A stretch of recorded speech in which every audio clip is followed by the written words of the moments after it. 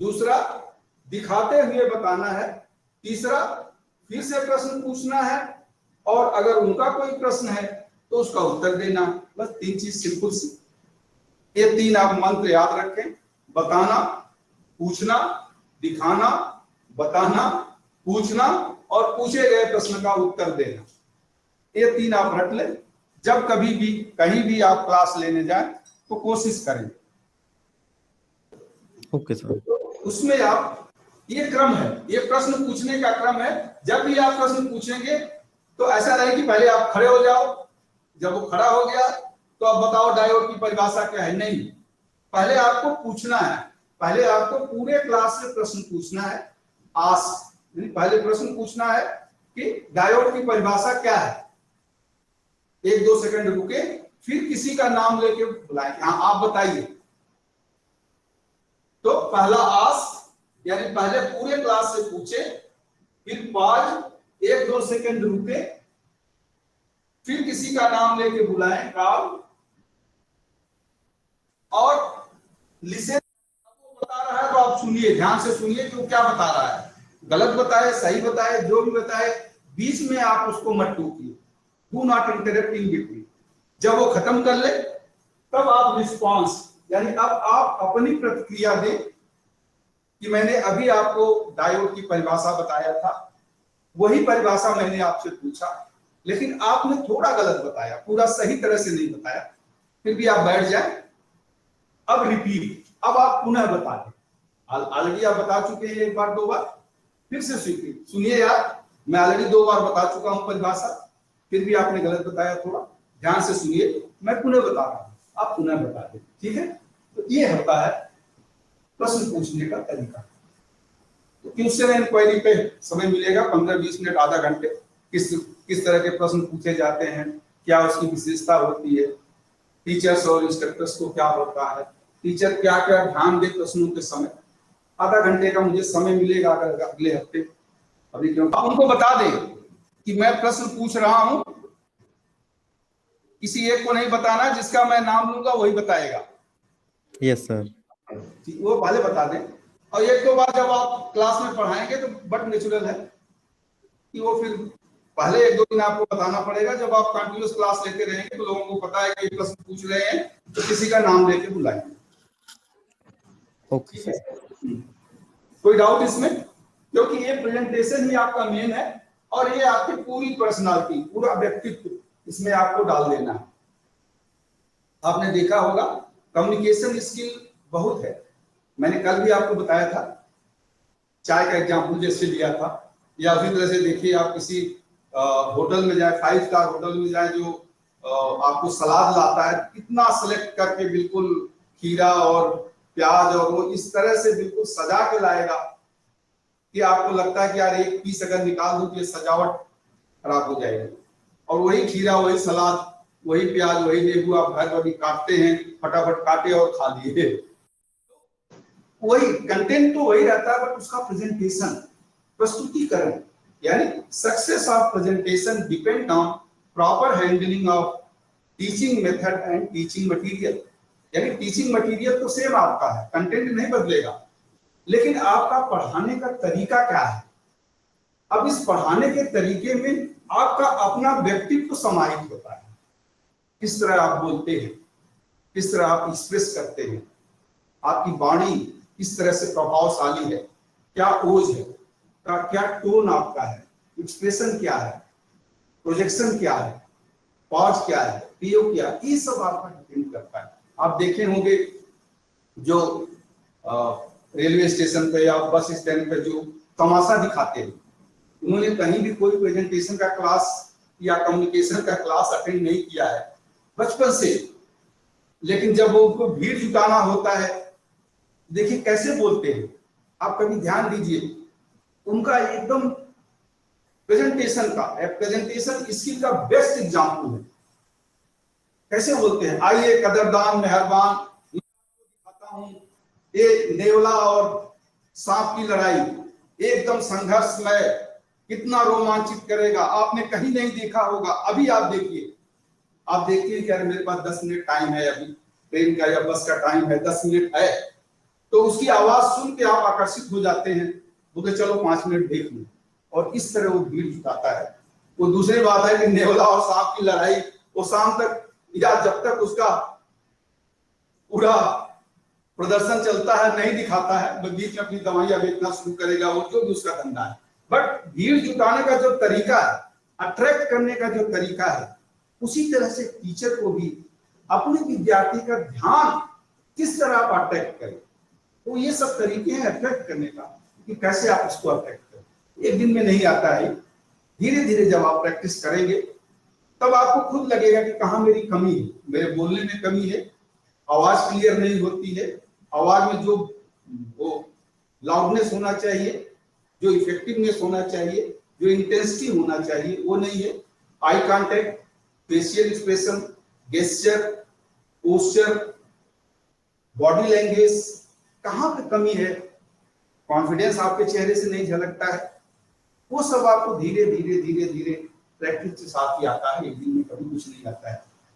Rome was not built in a day, हथेली पे दही नहीं जमती है, उसको भी 24 घंटे लगते हैं। उसी तरह से एक दिन में आप कहें सोचें कि हम बहुत अच्छे टीचर बन जाएंगे, तो नहीं, लेकिन हाँ आप सतत अगर प्रयत्नशील रहेंगे तो अवश्य बनेंगे, जरूर बनेंगे। तो मैं तो आज यही कर दिया, चलो आज इसको हम खत्म कर दें। 15-20 मिनट और समय लूंगा मैं आपको, 15 मिनट, 15 या 20 मिनट समय लगेगा आपको। अब इसके बाद हम आते हैं, एक तो प्रेजेंटेशन पार्ट खत्म हो गया, कैसे आप लिखेंगे वो तो मैंने बता दिया था, क्लास में आप कैसे पढ़ाएंगे वो भी मैंने आपको बता दिया। अब इसके बाद आता है समरी। अब चलिए समरी, अब आप प्रेजेंटेशन खत्म कर लेते हैं, उसके बाद ये समरी होती है। कल मैंने आपको बताया था कि लेसन प्लान में लिखते समय, अब देखें ऊपर से सेम है, अगर आपके टाइटल में 3 पॉइंट्स हैं तो ऑब्जेक्टिव में 3 पॉइंट्स होगा, प्रेजेंटेशन में वही 3 पॉइंट्स आपने कंप्लीट किया, तो समरी में भी सिंपल 3 प्रश्न होंगे। पहला प्रश्न परिभाषा से होगा कि डायोड की परिभाषा क्या है, दूसरा सिद्धांत से होगा, और तीसरा वर्किंग प्रोसेस। 3 प्रश्न आप यहाँ लिख देंगे, लिखने की बात कर रहा हूं, जब अपने लेसन प्लान में लिखेंगे 3 प्रश्न आप लिख देंगे, ठीक है, इसमें कोई डाउट नहीं। अब आप आइए, जब क्लास में उस लेसन प्लान के अनुसार जब आप क्लास में आते हैं तो प्रेजेंटेशन खत्म करने के बाद अब आपको वही 3 प्रश्न 3 विद्यार्थियों से पूछना होता है समरी में, कि अब मैंने आज का क्लास खत्म कर दिया, आपने कितना सीखा, क्या नहीं सीखा, क्या डाउट है, यह मैं जानना चाहता हूं। तो चलिए, डायोड की परिभाषा क्या है, प्रश्न पूछने का तरीका वही रहेगा जो मैंने पूछा। जिस विद्यार्थी से आपने पूछा वो जो उत्तर दे, यहां ध्यान दे, जो उत्तर दे, आपको यहां कोई रिस्पांस नहीं देना, समरी में ध्यान से सुनिए कि परिभाषा उसने सही बताया या नहीं बताया, ठीक है, बैठ जाइए। अब दूसरे से सिद्धांत पूछिए, सिद्धांत उसने सही बताया गलत बताया, जैसा भी बताया आप सुनते रहिए, बैठा दीजिए। तीसरे से वर्किंग प्रोसेस, और आप सुनिए केवल, उसने सही बताया या गलत बताया, या क्या गलत बताया, बैठा दीजिए। अब आपको समराइज करना एज ए टीचर।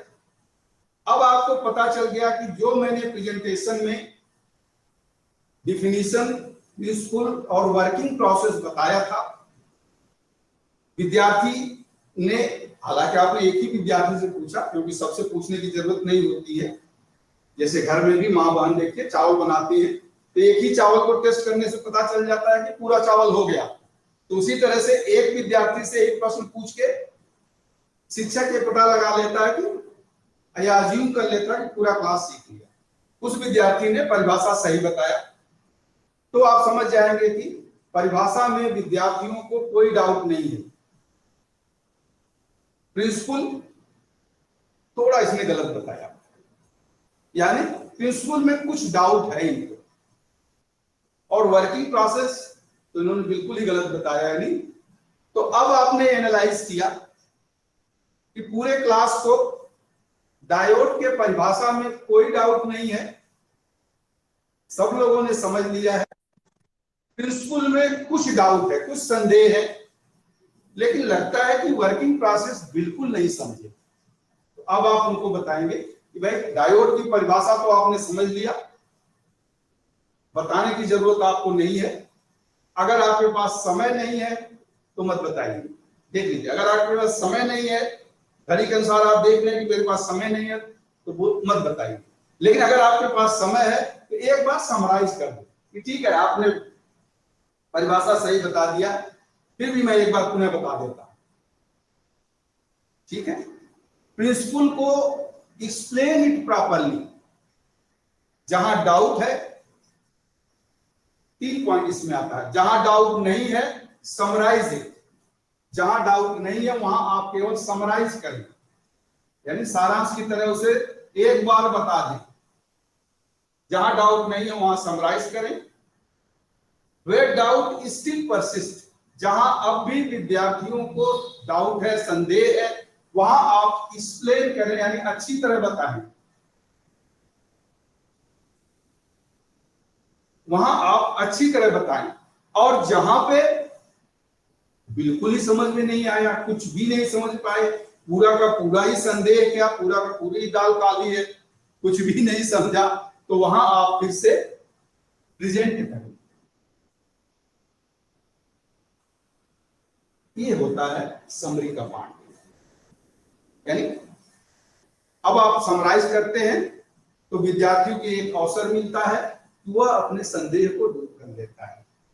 जहां आपको लगता है कि जिस पॉइंट पर संदेह है उसे आप अच्छी तरह समराइज करें। तो समराइज से पहले इसीलिए प्रश्न पूछा जाता है कि जिससे ये पता चले कि आज के जो मेरे मेन पॉइंट्स थे, जो मैंने प्रेजेंटेशन में पढ़ाया है, क्या विद्यार्थी ने समझ लिया, कहां उसे डाउट है, और क्या उसने बिल्कुल नहीं समझा। तो जहां उसने समझ लिया उसे समराइज, यानी एक बार आप सरसरी तौर पर बता दें। जहां उसे कुछ संदेह है, यानी कुछ समझ लिया, कुछ नहीं समझ पाया, जहां संदेह है उसे अच्छी तरह पुनः बता दे। और जहां बिल्कुल ही नहीं समझा, पूरा का पूरा डाउट है, तो उसे आप प्रस्तुत करें। प्रस्तुतिकरण का मतलब फिर वही तीनों पॉइंट फिर से रिपीट करें।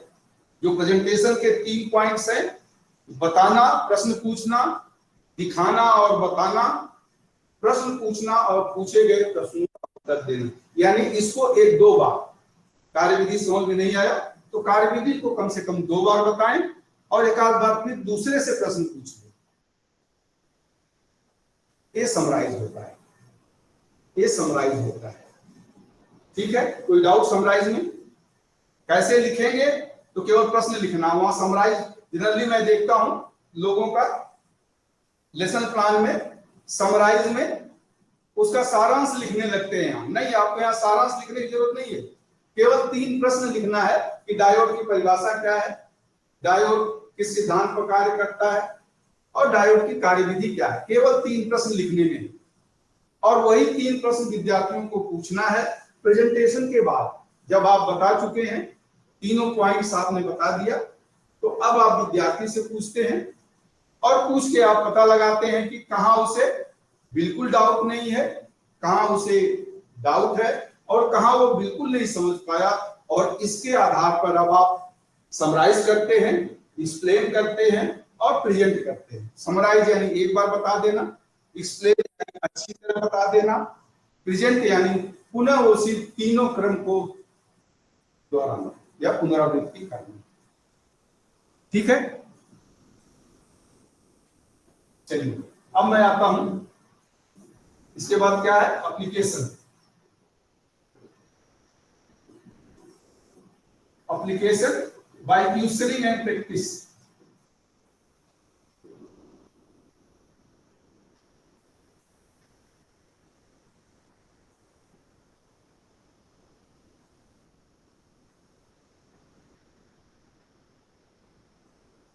लिखने में, जब आपने आप लेसन प्लान में लिखेंगे तो लिखते समय क्या करना, जैसा मैंने कल बताया था आपको, लिखने में वही समरी का कॉपी, समरी में जो 3 प्रश्न है वही 3 प्रश्न उसी क्रम में उसी प्रकार यहां भी रहेगा। लिखने में यानी लेसन प्लान के जो आपका लेसन प्लान है उसमें समरी और एप्लीकेशन में कोई अंतर नहीं होता है, ये ध्यान दीजिए।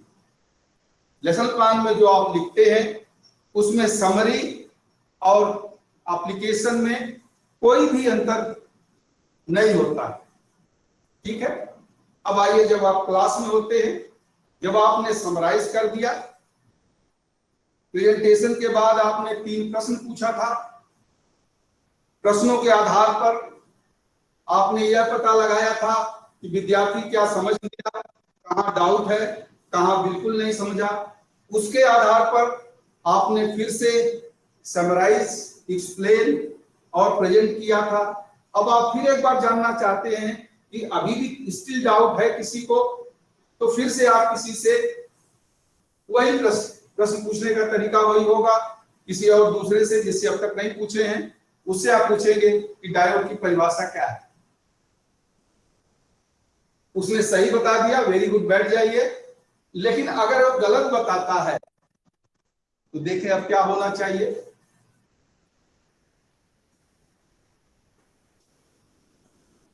तो भगवान राम ने, मर्यादा पुरुषोत्तम रामचंद्र जी ने कहा था, जब समुद्र पर पुल बांध रहे थे, 3 दिन तक समुद्र की प्रार्थना किए। जब समुद्र नहीं माना 3 दिन तक, तो श्री रामचंद्र जी गुस्सा हुए और उन्होंने कहा, विनय न मानत जलद जड़, गए 3 दिन बीत, बोले राम सकोप तब, भय बिन होए न प्रीत। यानी अब भय, दंड देना जरूरी है। तो अब आपने, अब यही परिभाषा 2 बार आपने प्रेजेंटेशन में बता दिया, प्रश्न पूछते समय विद्यार्थियों ने बता दिया, समरी में भी बता दिया। अब भी अगर कोई विद्यार्थी गलत बता रहा है तो दंड का भागी होगा ही। तो अब आपको क्या करना है, भैया खड़े रहो, अब तुम खड़े रहो, आपको नहीं बताना है, अब तुम खड़े रहो। बाय क्वेश्चनिंग एंड प्रैक्टिस, अभ्यास के द्वारा किसी दूसरे विद्यार्थी को आप कहिए कि आप बताइए वही डायोड की परिभाषा आप बताइए, और उनसे कहें कि ये परिभाषा बता रहे हैं, आप सुनो। वो परिभाषा सही बताया, अब आप इनसे कहें कि आपने सुना, अब आप बताइए। फिर गलत बताएं तो फिर उनसे कहें कि सही बताओ भाई, फिर से। तो 2-3 बार बाय प्रैक्टिस। अब आपको नहीं बताना है, दूसरे विद्यार्थी के द्वारा कि भाई आप बताओ और आप सुनो, तो बाय प्रैक्टिस के द्वारा उन्हें याद करा दो। क्योंकि असाइनमेंट नहीं है, घर पर कुछ याद नहीं करना है, इसलिए यहीं पर याद करा दो। हो गया, बैठ जाइए। अब आप प्रिंसिपल पूछें, और प्रिंसिपल में भी उसी तरह, पहली बार में अगर सही बता दिया वेल एंड गुड, नहीं सही बताया या थोड़ा गलत बताया तब भी उसको खड़ा रखिए, नहीं अब आप खड़े रहो, दूसरा बताएगा और आप सुनो और बताओ। उसी तरह से तीसरे। तो यहाँ पे आपको कुछ नहीं बताना है, अब आपको विद्यार्थी से ही पूछना है, और विद्यार्थी के द्वारा ही। ये फर्क होता है समरी और एप्लीकेशन में। एप्लीकेशन में इसीलिए लिखा है बाय प्रैक्टिस, तो प्रैक्टिस कहाँ, विद्यार्थियों के बीच में, विद्यार्थियों के द्वारा प्रैक्टिस करा के उस लेसन को पूरा कर लेंगे। ठीक है, कोई डाउट इसमें? चलेगा। हाँ बोलिए सर, अगर असाइनमेंट का क्राइटेरिया हो तो वो भी इसी में देना होता है? टाइम का असाइनमेंट असाइनमेंट नहीं है ना, असाइनमेंट तो खत्म हो गया। Yes sir. असाइनमेंट आजकल आपको देना, वैसे आप चाहें अनऑफिशियली कि भाई कल मैं आपसे पूछूंगा, आप याद करके आओ। Yes sir. अगर आप चाहते हैं कि विद्यार्थी को कि भाई कल मैं आपसे ये पूछूंगा, आप याद करके आना, तो वो अलग बात है, आप पूछ सकते हैं। बट वैसे असाइनमेंट लेसन प्लान के पार्ट्स में असाइनमेंट नहीं होता है। तो मीटिंग है क्या नहीं? ओके बस 5 मिनट में खत्म कर दो। तो असाइनमेंट अगर कोई आप देना चाहें तो ऐसा नहीं कि भाई कल याद करके आप पूछ लो, लेकिन लेसन प्लान में असाइनमेंट का कॉलम नहीं होता है। ठीक है, इसके बाद टेस्ट। टेस्ट मैंने जैसा कल आपको बताया था कि टेस्ट में आपको फ्रीडम है, आप 3 से ज्यादा 3 से कम प्रश्न पूछ सकते हैं। और इसमें जैसा कल भी बताया था, कंपैरिजन टाइप, तुलनात्मक टाइप, जो आज पढ़ा रहे हैं कल पढ़ाए थे उनसे, कंप्रीहेंशन यानी समझ वाले, थॉट प्रोवोकिंग यानी विचार कुछ सोचे तब बताए, प्रोबिंग टाइप, इवैल्यूएटरी टाइप, यानी इस तरह के कुछ कठिन प्रश्न पूछने होते हैं कि जो अच्छे विद्यार्थी हैं उनकी आप ग्रेडिंग करना चाहते हैं तो उस अच्छे विद्यार्थियों के लिए आप पूछें, और रैंडम आप पूछे कि अब देखें कौन अच्छा कौन खराब क्या है। और इसका आपको रिकॉर्ड रखना होता है एज पर न्यू, इसे कहते हैं ट्रेनीज पोर्टफोलियो। जो आज आपने लर्निंग आउटकम के बाद, अब एक लर्निंग आउटकम अगर एक लेसन प्लान में कंप्लीट हो जाता है तो ठीक है, लेकिन एक लर्निंग आउटकम सपोज 3 या 4 या 5 लेसन प्लान में कंप्लीट होता है, तो इस चारों या पांचों लेसन प्लान के आधार पे आपको रिकॉर्ड रखना होगा। यानी हर ट्रेनीज का क्या उसने जवाब दिया इस टेस्ट के आधार पर। फाइनली यही टेस्ट दो ये ओरल ही होता है, लेकिन इस टेस्ट के आधार पर आप अपने ट्रेनीज का रिकॉर्ड रखते हैं और रिकॉर्ड के आधार पर ही उसकी आप ग्रेडिंग बनाते हैं, ए बी सी या जो भी चाहे आप ग्रेडिंग बनाना।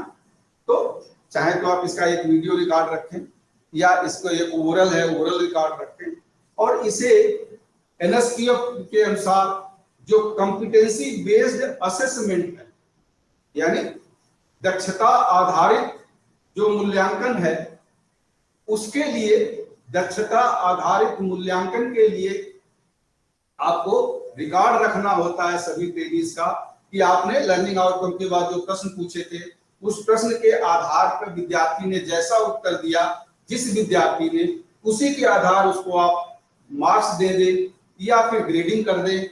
और इन पूरे रिकॉर्ड्स को कहते हैं ट्रेनीज पोर्टफोलियो। याद रखिएगा, ऑब्जेक्टिव टाइप क्वेश्चन में भी आता है कि what is the trainees portfolio.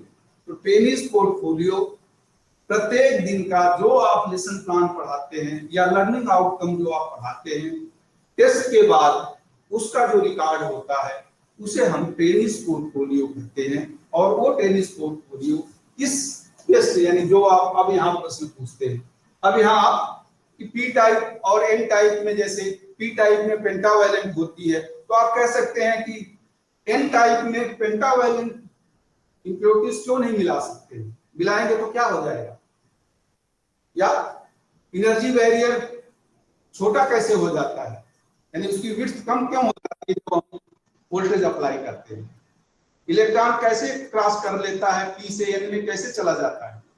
तो इस तरह के प्रश्न आप पूछ सकते हैं, थोड़ा सा टिपिकल है। इससे पहले तो बस केवल आप सिंपल ही पूछते हैं कि डायोड की परिभाषा क्या है, सिद्धांत क्या है, कार्यविधि क्या है, लेकिन यहाँ आप twisting type, thought provoking, comprehension type, probing type प्रश्न पूछते हैं। ठीक है, टेस्ट टेस्ट के बाद रेफरेंस। रेफरेंस में जैसा मैंने जो लिखना है वही बताना भी है।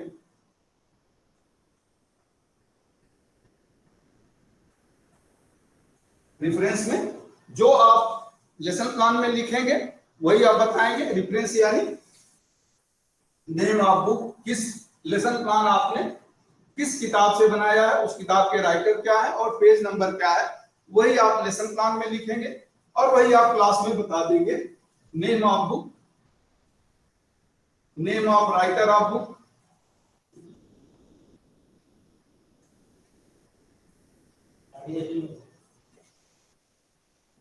और पेज नंबर। या अगर आपने गूगल से लिंक से या कहीं दूसरे नेट से आपने पढ़ाया है तो उसकी लिंक भी दे दे, तो उसकी लिंक भी दे दे और लिंक के अनुसार आप उसमें कि भाई इस लिंक में आप जाएं और इस लिंक में आपको जो मैंने आज पढ़ाया वो डिटेल्स मिल जाएगा और उसके डिटेल्स के अनुसार आप उसमें कर लें। ठीक है, कोई डाउट? इसके बाद नेक्स्ट लेसन, आप जब एप्लीकेशन खत्म हो जाता है तब आप कहते हैं कि जो कुछ मैंने आज पढ़ाया था वह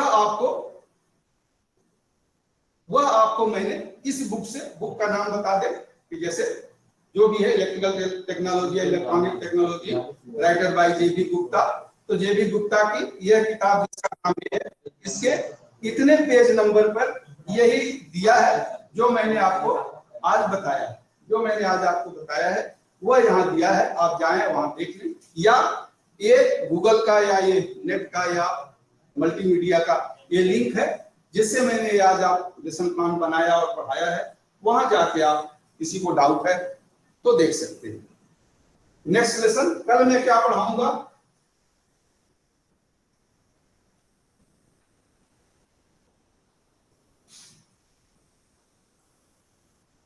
type of diode and uses.